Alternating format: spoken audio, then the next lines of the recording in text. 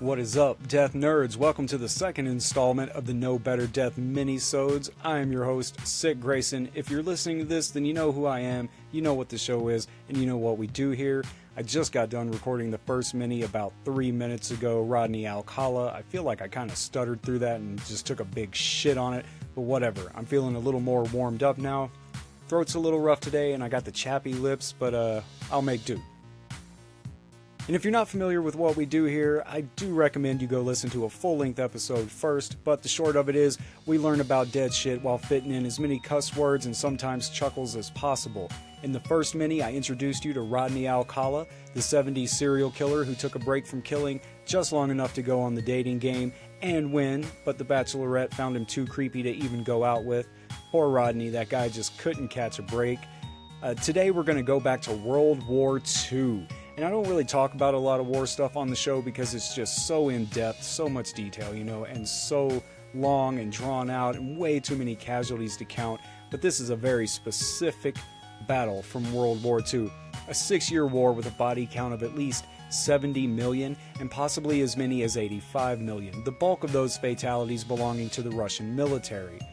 Deaths in war are to be expected, right? War equals death, that's kind of the point. So what death or deaths can be so notable within such a large war that they could be a subject on an episode of No Better Death? How about one that holds a Guinness World Record? This isn't your average battle. This isn't a story about bombs and bullets. This isn't two dudes in a trench splitting a cigarette and rediscovering their humanity while they bleed to death. No, today we're talking about Ramree Island. Ramree Island is located in Burma, or Myanmar, whichever you prefer to call it, and for those that are so American you still don't know what I'm talking about, it's a country south of China and west of Thailand. Ramree Island is considered one of the most dangerous islands in the world. Well, I don't know about that. Where's that island where that missionary got killed a while back? India? North Sentinel Island, where the Sentinelese live and murk anybody that comes within like 1,000 feet of their island? That place seems pretty hardcore too. Anyway, Ramree Island is considered the most dangerous island in the world, and in World War II, it served as the site of a vicious massacre of Japanese soldiers. But it wasn't Russian, European, or American forces that killed these Japanese soldiers, nor was it any kind of local Burmese militia. The killers in this story are, in many ways, far more lethal than any military personnel, and yet were only doing what came natural to them. Before we get into it, just to fulfill the truthfulness in reporting or whatever that comes along with being a history-based podcast, I am obligated to tell you that scientists and historians say that what was reported as having happened on Ramree Island is implausible. Being that they deal in facts and possibility and plausibility, their opinions do have some credibility.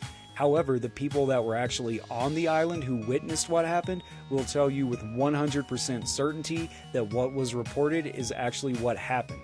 And as we all know, on a long enough timeline, all things possible, regardless of how implausible, will happen, and perhaps this is one of those instances. On the off chance it is just an overblown version of a far more mundane battle or an outright urban legend, it's still an interesting story. Ramree Island, which lies 70 miles off the coast of Burma, had been captured by the Imperial Japanese Army in early 1942. In 1945, the Allies launched an attack to retake the island as it would be the perfect location to establish an airbase from which the campaign to retake the mainland could be launched. The battle started with Operation Matador, an amphibious assault to capture a strategic port at the north end of Ramree Island and the nearby airfield. The invasion force was led by 3 joint assault commanders, and they sent a bunch of boats and planes to try to take over this little island. The Japanese on the island really didn't stand a chance. On January 21st, an hour before the 71st Indian Infantry Brigade was to land, the HMS Queen Elizabeth opened fire with 69 rounds of 15-inch shell artillery from the main battery. HMS Phoebe also joined the bombardment along with B-24 Liberators and B-25 Mitchells strafing and bombing the beaches. Landing craft hit the beach at around 9:42 a.m. The forces spent the next few days making slow but notable progress in driving back the Japanese. On February 1st, when the British outflanked a Japanese stronghold, the 900 or so Japanese soldiers abandoned their base and marched to join a larger battalion across the island. The route took the Japanese across 10 miles of mangrove swamp. As they struggled through it, the British encircled the area. Trapped in the deep, mud-filled land, tropical diseases soon started to affect the soldiers, as did scorpions, snakes, spiders, tropical mosquitoes, dehydration, lack of food, and saltwater crocodiles. With a beeline formation, the Japanese soldiers started crossing the swampland. They started off well, but soon the swamp filled with muck and dense vegetation, which slowed down the soldiers. The swamplands were not friendly. Beneath the muddy and sticky underbrush slithered scorpion snakes and of course poisonous spiders, and, adding to the misery, the aforementioned mosquito swarms. But still determined to cross over instead of surrendering, the Japanese soldiers continued, and in the process, many soldiers started to succumb to the diseases brought down by the mosquitoes. For several days, the Japanese continued despite being troubled by no drinking water or food. In the meantime, Allied forces sitting on the banks of the swamp were using artillery shells to make things more difficult. The next 16 days saw the Japanese soldiers trying to sneak their way out of the swamp toward friendly forces or back to the mainland, as Allied forces tried to block as much of the area as possible in an attempt to drive the Japanese out at specific locations. So they were trying to bottleneck these guys to get them to come out in only one or two spots so they could be easily captured.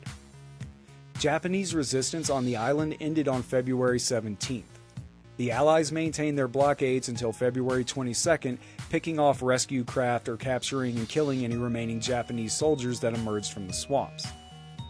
The actual number of survivors is disputed in various reports, but the most commonly agreed upon figures state that of the 1,000 or so Japanese soldiers that entered the swamps on February 1st, only 400 to 500 emerged by the end of the battle, with 20 being caught, and the official record stating 500 or so got away. However, got away can be misleading. Just because those 500 or so Japanese soldiers managed to not be seen, captured, or killed by Allied forces doesn't mean they made it off the island.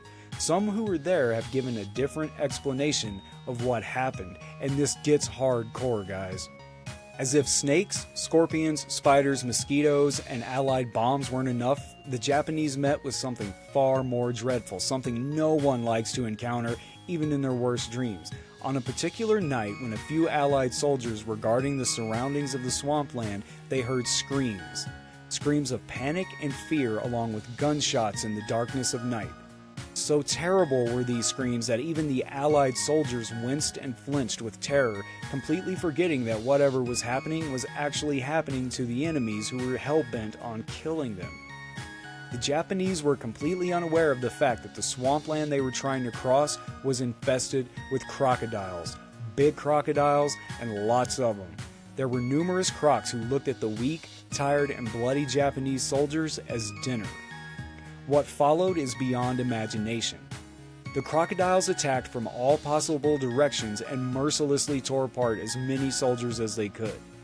The soldiers tried to drive off the predators by randomly firing their guns, but attempts to defend themselves were futile.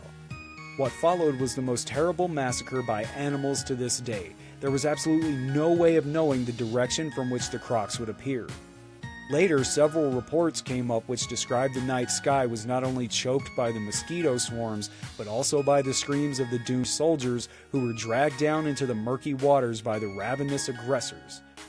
The sounds of snapping jaws, human cries, and random gunshots filled the air with a sense of terror that engulfed even the safely stationed Allied troops.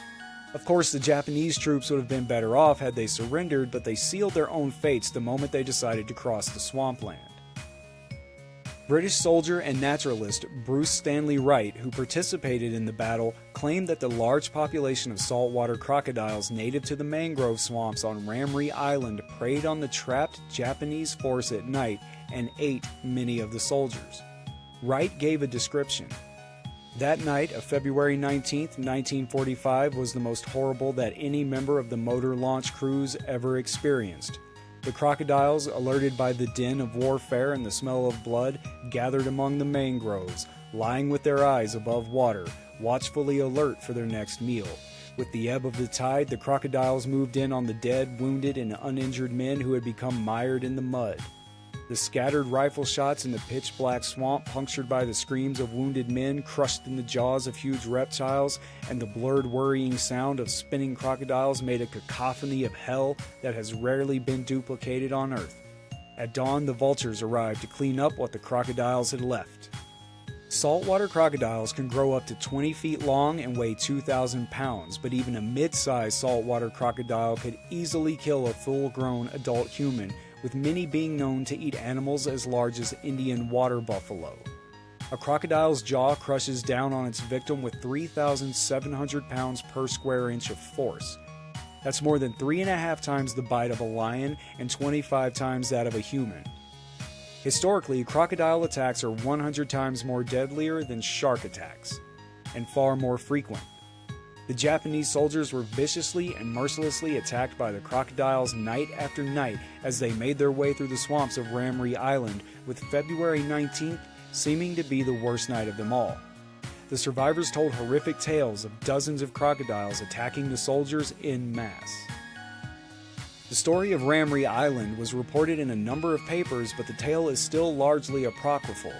Historians claim there is a flaw in the logic of Ramree Island, stating that if thousands of crocodiles were involved in the massacre, there would have been the issue of overpopulation and starvation among the crocodiles long before and after the presence of troops on the island. The ecosystem of a mangrove swamp simply would not have permitted the existence of so many crocs before the coming of the Japanese. Animals are not exempt from the laws of overpopulation and starvation. However, that did not stop Guinness Book of World Records from crediting the incident with the most number of fatalities in a crocodile attack, a dubious distinction for a horrible event, no matter the real numbers. There you have it, guys, the story of Ramree Island, where as many as 500 Japanese soldiers during World War II were supposedly eaten by crocodiles. Probably one of the more hardcore stories we've ever covered on the show. I got a kick out of taking a look into it and reporting it back to you. Again, you know, the scientists or whoever commenting on it, they do have a point. If there was just that many crocodiles, who knows? Maybe it was, you know, maybe there was 5 or 6 and they only killed a few soldiers, and it's one of those things where, you know, you caught a 5-pound fish and by the time it gets told down the line 5 or 6 times, you caught a 200-pound fish. Who knows? But it sounds like the reports from the people who were actually there, they're saying there were that many.